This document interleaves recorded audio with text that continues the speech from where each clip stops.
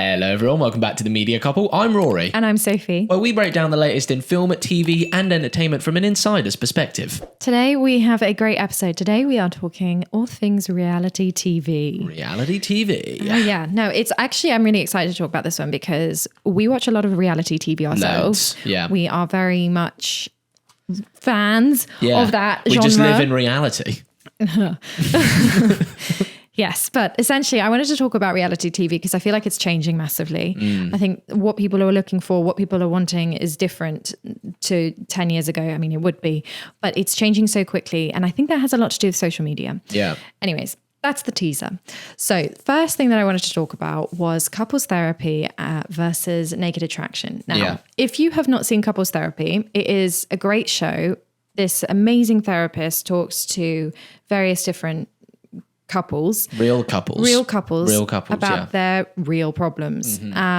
And they unpack them and go into their, deep, dark trauma, essentially. But it's all a very safe space.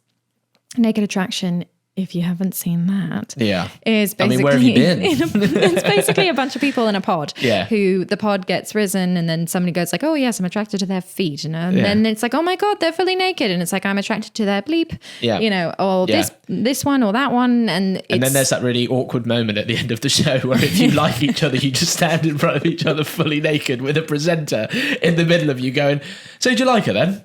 Do you like him? And you just have to be like, oh, I can't wait to get back in the office on Monday. And well, that's the thing that I always think with that show. I'm like, who are you and what jobs do you have where like you can go back into the office on Monday and be like, yeah, it's fine. I was on Naked Attraction on national television. Naked. It's insane. But I think it's the dichotomy of those two shows is very interesting. It's very different. Yeah. TV essentially used to rely on shock factor. You think about the Jeremy Kyle, you think about the, fight scenes that would ensue there. Jerry Springer. I mean, we watched a whole documentary on Jerry Springer talking about how they literally produced that show to have more fights. Yeah, it was just like the Royal Rumble, basically. That was the whole point. Yeah, there was people fighting. Exactly. Yeah. And I feel like Naked Attraction kind of falls into that shock factor, shock 100%. Value. I mean, you can't really get much more shocking than turning on your television and watching a man or a woman standing there full on frontal naked. And it's a dating show, essentially. And you're judging whether or not you're going to go on a date with them. It doesn't get more shocking than that. All physical. Yeah, it's all physical. It doesn't get physically shocking. Yeah. Exactly. And I think it's back to this idea that people used to turn on the TV without any noise. Yeah, absolutely. Right. So it's like, oh my God, how do you get people to stop what they're doing, look at the TV and turn the sound on to then watch the show? Yeah, absolutely. Right? You would do that when there's a fight on Jeremy Kyle. Yeah. It's like, oh my God, what are they fighting about? I want to hear it. Same with Jerry Springer. That's what the producers in this documentary talked about. Absolutely, yeah. Naked Attraction. Yeah. Oh my God, they're naked on national TV. What is going on? Well, because then it's like I go into the office on Monday and be like, did you watch Naked Attraction on the weekend? But it's the visual shock factor. Absolutely. Right? Yeah. Which I think is what previously producers and TV broadcasters were looking for. Yeah. Whereas couples therapy, really different show, if you're visually watching that, yes, it's shot really nicely, but there is nothing visually shocking. No. Right? Everything that is shocking is the sound, the vulnerability, the story of the people on screen. Exactly. Yeah. So it's this, and I think it's really interesting the way those two things have changed, right? It's now we're almost valuing emotional exposure over visual shocking scenes that are unfolding. Yeah.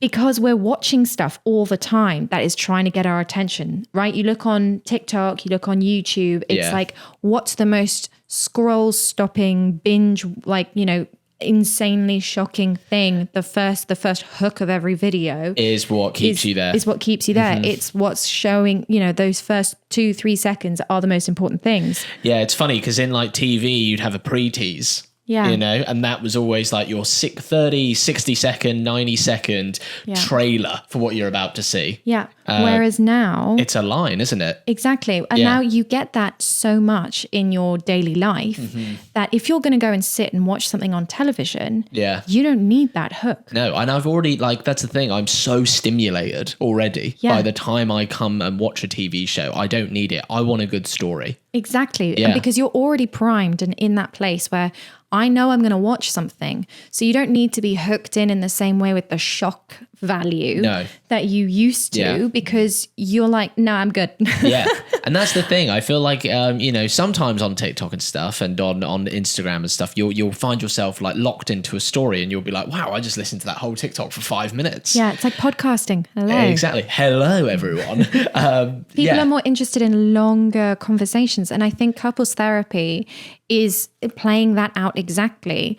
But then I guess the question becomes, okay, so you've got the shock factor of the physically shocking in Naked Attraction.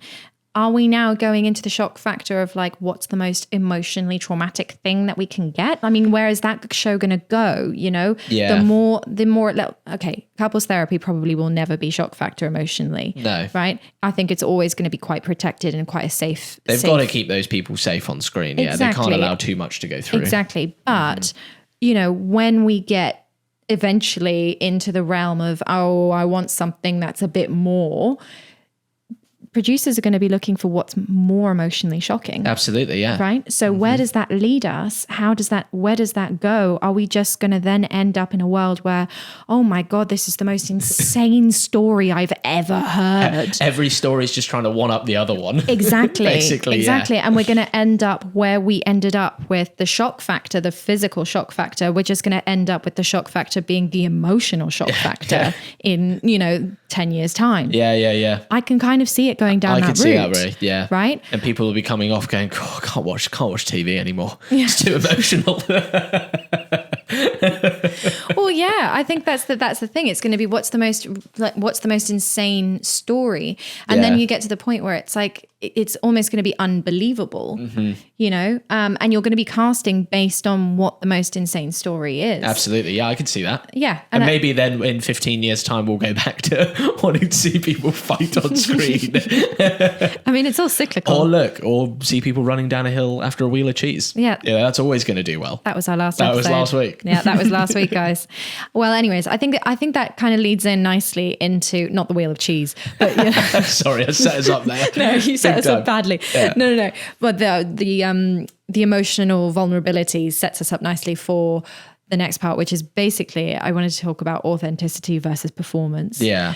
Right, which is the Traitors versus Love Island. Now, I think you can guess which one's which from that. Yeah. But I think it's just interesting because I think the casting formula is also changing in what we were just talking about. The casting formula is changing from a sort of Love Island attractive person, brand ready influencer to somebody who is more normal. Yeah. Because we're looking for, rather than visually appealing, like on point, it's like, I want them to look like me, but I want their story to be the hook. Absolutely, yeah. Where it used to be visually, oh my God, look at these attractive people in this beautiful island. And, that's amazing. Okay, what's the story? Yeah. Now what's more interesting is what's their background? Yeah.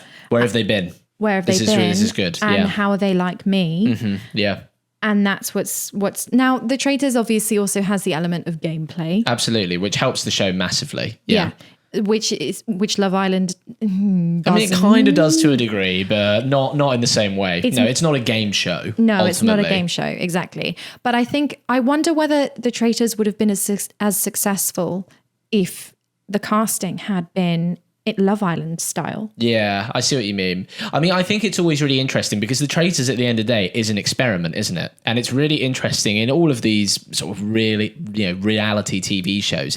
It's always so interesting taking your everyday people and putting them into sort of a stressful situation, Like the Traitors is like, we're putting you into this environment where you're going to have to lie and manipulate your way to win. Emotional vulnerability. Exactly. Which is so, that's the crux of what's interesting. Exactly, yeah. And it's like, like watching the lengths of what people will go to and how people will stab you in the back. Exactly. And how we communicate with each other, right? It's like, oh, well, Ben said this about you, and like, I don't trust him, and all of this, and how we communicate in that way. That's what's really interesting about it, right? You've got a group of normal people, not media trained, not been in front of camera before. Let's see what they do. Yeah. But I think the crux of what's interesting about the Traitors is that, again, it's coming back to this idea that it's people stabbing each other in the back or lying to their face. And it's these friendships that are forming that are actually deceitful.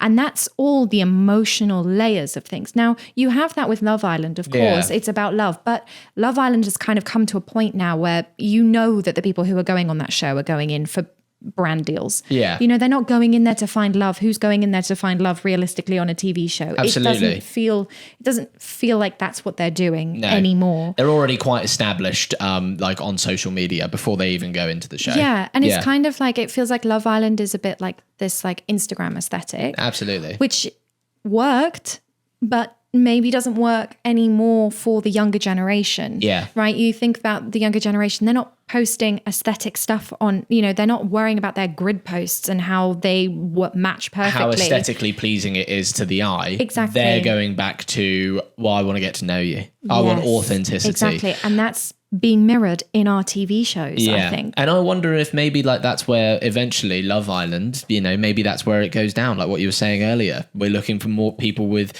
more interesting stories. I mean, would you watch a Love Island that is like real people, like first dates? Yeah. For example? Yeah, I would. Yeah. Yeah. Do you think, I wonder whether how well that would play out, is sort of Love Island version, but not the like influencer aesthetic. Yeah. I don't know. I think maybe the format might be slightly, because we've had so many versions of Love Island. I mean, you think of Too Hot to Handle on Netflix, for example, which is basically a Love Island for Netflix. Yeah, and like Bachelorette and a lot of those type of shows, haven't we? I wonder whether maybe that kind of dating show is like, you can't really pull out of that. So you're looking for it in other places. But I think it's so interesting how it's all changing and how unscripted and reality content is actually looking for now the drama that you get in scripted. Mm-hmm. Yeah. Right. Which segues very nicely into my next point, by the way. I like what you did there. Here we go. Well, we've talked about how in the unscripted sector, there's been huge, budget cuts, and broadcasters are more risk averse. So things aren't getting commissioned. There's been a massive production slowdown. Content, like that unscripted content, just isn't being made as much as it was before. Whereas scripted content, high-end, series, dramas, all those kinds of things. They're still being produced because people want the drama, the emotions, the big moments, right? I reckon now we're getting to a point where TV shows and TV producers in unscripted are going to have to lean into those more emotionally triggering, I think you could say, moments, purely because there's so much less content being made that in order for it to be cutting through, it has to have the stakes that a scripted show does. Absolutely, yeah. Which means how much of it actually has to be constructed. Yeah. Because the reality of the situation, we're getting less and less real as we continue writing scripts for it. And I thought it would be really interesting if you could talk about a little bit how, I mean, I know you haven't edited reality specifically, but documentaries, how when you're editing that, how much of it do you feel is based on the real story? How much of it are you actually having to pull out characters and round out characters and maybe add in bits that didn't quite happen? I thought it would be interesting for you to give us a little bit of the down low. The down low. Yeah, absolutely. Like, when when you're trying to establish a character, and no matter what documentary you're editing or whatever you're making, if you've got 1, 2, 3, 4, 5 characters, you want the audience to like most of them, right? Yeah. Whatever they do, you want them to be likable. And obviously, ethically, there is, you have to be careful with how you operate the footage. Do you know what I mean? Because it is really easy to manipulate people in edits and stuff sometimes, but you have to be careful with what you're doing and what you are constructing, right? Yeah. You are ethically responsible. Lives. Exactly. And you are responsible for, how they're portrayed and how they're seen on screen. Like in some documentaries, you'll have characters who are really, really big personalities, right? And then you'll have others who aren't as much, right? But you sort of need that screen presence to be felt equally almost amongst them, or just not as much to the person who's necessarily the loudest in the room.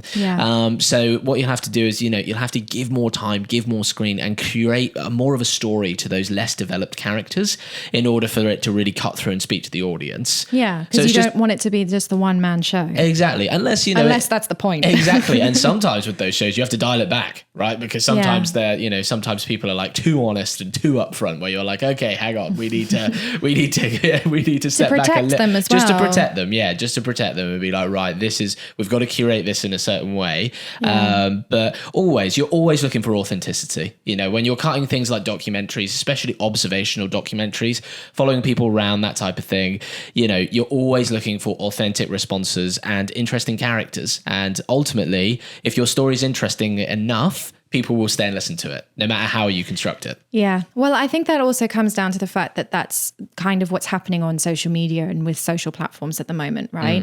You look at the way that TikTok works, the way that it's completely different to how Instagram used to work. Instagram is like you're following certain people, you're interested in visually in what they're doing. Now, TikTok is like you've got your For You page, and it's like if the story grabs you, the story grabs you. Absolutely. It doesn't have to look great. No. Right? So I think it's interesting how that's sort of changing. And I feel like that's kind of coming into how we're watching TV, how we're watching all content. Yeah. It's now about how authentic you can be. Being pretty is important in like the visuals, the aesthetic, and, all of those things in certain scenarios. But I think being pretty in a show is actually more important in scripted than it is in unscripted now. Yeah, absolutely. Well, I guess the real question is, how do we end up in this situation where if we're making content that's, supposed to be clippable, supposed to be viral, where does that leave us with real stories? Yeah, absolutely. Are we entering this world where the most important thing is the dramatization of a story? And at what point are we going too far with that? I just think sometimes, especially in like entertainment and film and TV, we're sometimes really obsessed with audience, retention, because ultimately that is what pays our bills.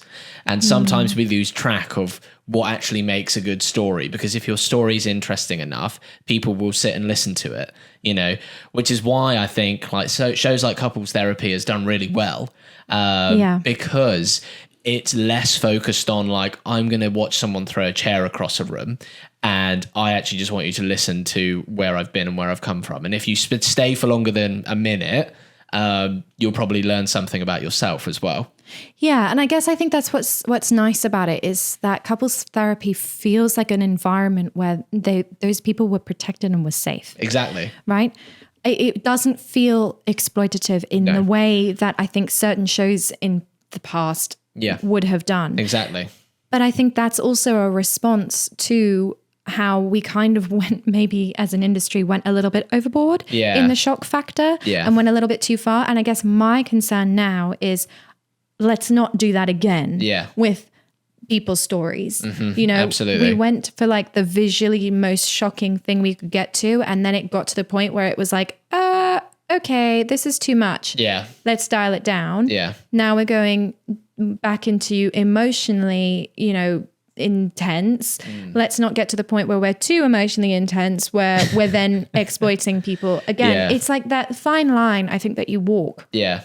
Which I think is a really interesting place to be, and also a really dangerous place to be, because we have a responsibility. Absolutely. Yeah. When you're creating those shows, you are responsible for the characters on screen and how they're portrayed. And especially when it's real lives. Absolutely. Because this has real life consequences. Although the people in the Naked Attraction do not seem to think there are any consequences for being on national TV. They're just like, what is the big deal? Like, I mean, listen, good for them for having the kind of confidence to go out and do that. It could never be me. Fair play. Could never be me. No. I wonder if I would have gone on there. Probably not, no. No. But what kind of jobs? What kind of jobs are these people That's doing? what I'd love to know. Yeah, what type of jobs Like, do can you do? imagine if your like kid's teacher went on Naked Attraction? You'd be like, okay. Yeah. I reckon they have, but I'd be like, okay, I didn't really have that on my bingo card for today, is like seeing my kid's primary school teacher. Or if they were like your local estate agent and they were showing you around a house and you were like, I swear I've seen you naked before. Were you? And they're like, yes, you have, on Saturday night TV. I know. Yes, it was me. It's pretty insane when you think about it. You've seen it all right? We have seen it all, literally and metaphorically. Yes, yeah, we've seen it all. But anyways, right, guys. Well, thank you for listening. Thank you for being here. We hope you have enjoyed this episode. If you are listening on podcast, please do write us a review. It really does help. Or if you're watching on YouTube, then do like, subscribe, leave a comment. We put these out every single Thursday, so we will be back with you next Thursday with a brand new episode. As ever, thanks for being here, and we will see you next week. Thanks, guys. Take care. Thanks. Bye-bye. Bye.